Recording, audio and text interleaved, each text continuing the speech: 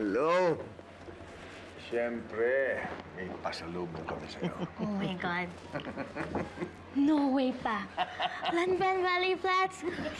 Thank you, pa. Welcome, anak. Alam mo, Janine, we met up with our apo, si Iago. He is so binatang-binata na. Talaga po? Sana sa susunod na magpunta po kayo ng Manila, makasama ako so I can pick my own pair of shoes. Of course naman. Para makapili ka talaga ng pinakagusto mo sapatos. Okay? At saka alam mo, kahit hindi kasama ang mama mo, alam niya ang taste mo. Siyempre naman, kuya, pati panlasa ni Ate Fides, nakuha na rin niya eh. Parang kayo na nga po ang magulang niyang alaga namin, ma'am. Tama nga po sila. Sabi po kasi nila, kapag nag-ampun ka, namamana ng bata.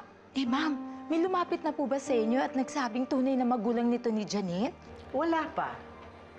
At kung may lumapit man, God knows na kahit anong pagmamakaawa ang gawin niya, hindi namin hahayaan na mabawi sa amin si Janine.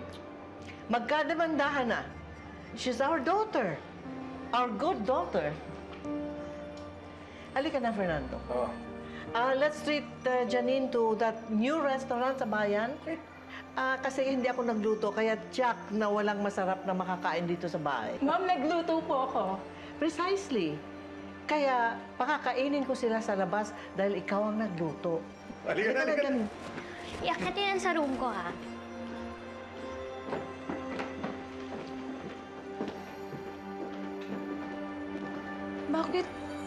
Bakit parang galit sila sa akin? Walang preno yung bibig mo eh. O sige na, akit mo na yan sa kwarto. Kakain pa ako.